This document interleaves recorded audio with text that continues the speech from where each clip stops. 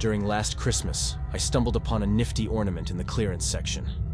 It boasted a built-in camera, promising a unique perspective on our holiday festivities. Securing the last one from the store's forgotten shelf for less than $15, I brought it home with excitement. Eager to add a touch of magic, I revealed my find to my daughters, explaining how we could secretly capture Santa in action. With an old costume from the attic, I planned to play Santa and deliver gifts right in front of the camera on Christmas night. The girls, bubbling with joy, debated the perfect spot for the ornament on the tree. Little did they know, I discreetly moved it later to capture the living room from an optimal angle. As the nights approached Christmas, I routinely switched on the camera to ensure everything worked seamlessly.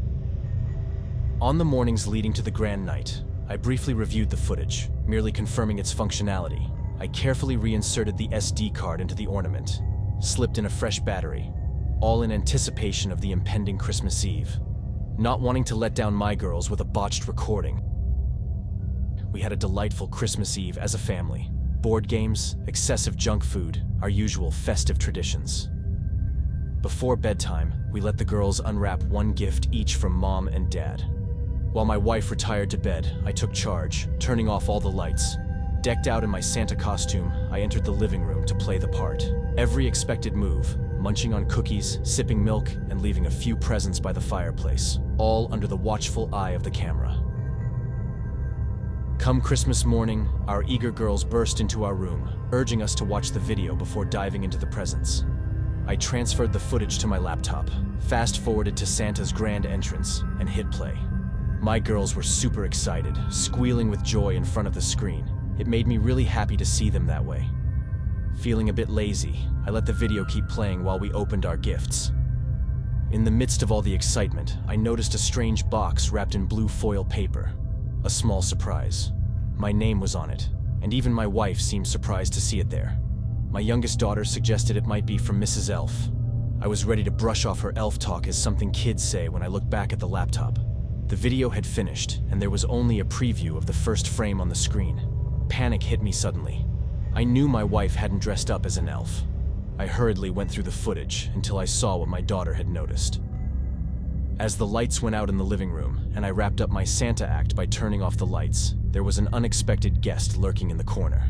He stood perfectly still, just watching as I played Santa. Strangely, the video suddenly went mute, like it couldn't record any sound. The weird part continued as the tall man in an elf costume just stayed there for over an hour, watching the camera from afar. After a while, he walked over to the plate of cookies and took a bite from the head of a gingerbread man. Looking at the plate, I could see his teeth marks on the cookie. The man quietly moved toward the Christmas tree, and at first, I thought the audio wasn't working. But as he reached the tree, I began hearing his slow, steady breaths. His hand reached for the ornament, and suddenly, the video cut off. In a panic, I grabbed the blue box he left behind. Frantically tearing off the wrapping paper, I opened the box and peered inside. There, nestled on a bed of bubble wrap, was the battery I had inserted into the camera the night before. My wife took the ornament and checked the camera's back. The battery was gone. I don't know which is scarier, the glimpses the camera caught or what the mysterious elf might have done after turning off the recording. I searched every corner of the house but found nothing and no one. I called the police, showed them the footage, but it was futile. They couldn't identify the mysterious figure. It's been a year since that unsettling incident, but it still haunts me. The approaching Christmas doesn't bring the joy it used to. Instead, a lingering unease fills the season.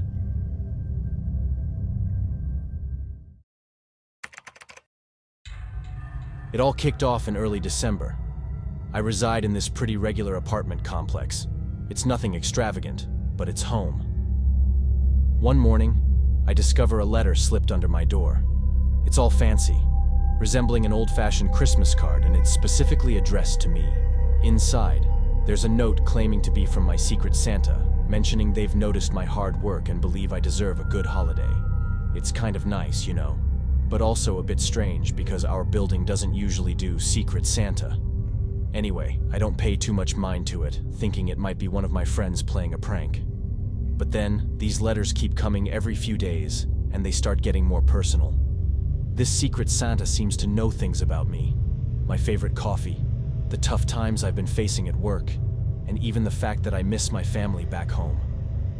Now, I'm not easily spooked, but the situation started freaking me out.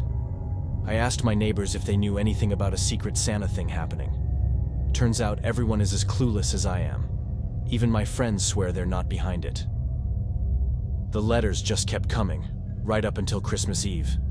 Each one became more detailed than the last, talking about how they loved seeing me smile in the morning or understanding that I've been feeling lonely. The creepiest part? One letter even mentioned the movie I'd watched the night before. Now, I live alone on the 3rd floor, and I always keep my curtains closed. But Christmas Eve, I received the last letter, and it was different. There were no warm holiday wishes, just a simple message. Merry Christmas. I'll always be close. No signature, nothing. Just those words and a photo. A picture of me in my apartment taken from outside my window. I remember feeling a shiver down my spine. I immediately called the cops, and they searched around the building. They thought someone might have been using binoculars or something, given the angle of the photo. They promised extra patrols and to keep an eye out, but nothing ever came of it. After that, the letters stopped. No more Secret Santa, but the damage was done. I spent the rest of the holiday season on edge, jumping at every sound, double-checking my locks, and keeping my curtains tightly shut. I still don't know who it was. Could have been someone in the building, maybe someone who saw me around. But why? Why go through all that trouble to freak me out? It's the not knowing that really gets to you, you know? So, yeah, that was my last Christmas.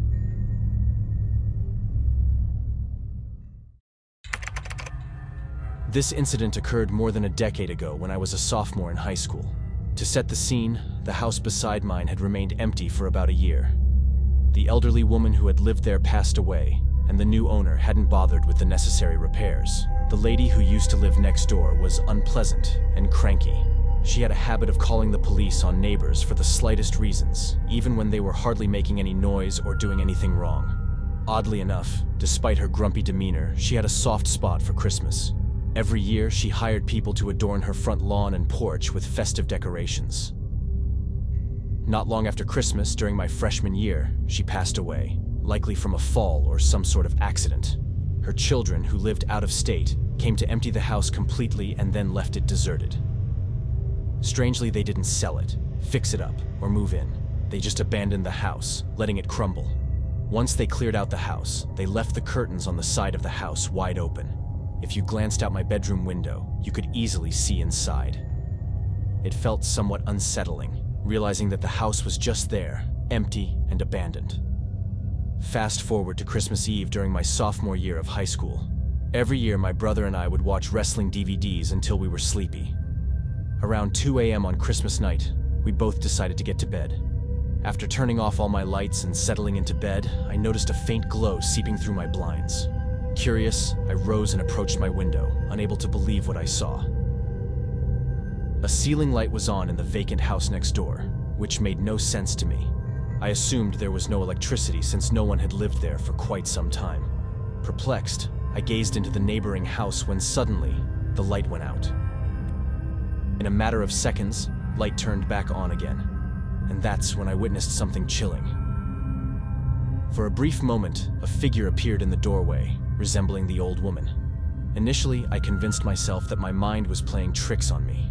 The lights dimmed again for a second, and I stood there, peering into the darkness for several minutes, attempting to see anything, yet nothing could be seen. Then, suddenly, a flash of light, and there she was again.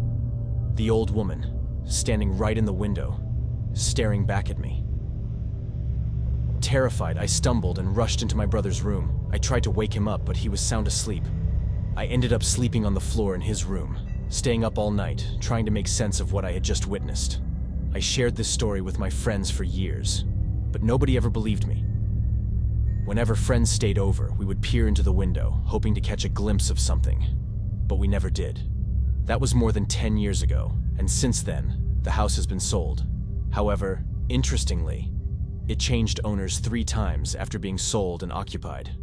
I can't help but wonder if I'm not the only one who caught sight of the lady wandering those halls. One thing's certain, that's a Christmas present I'll never forget.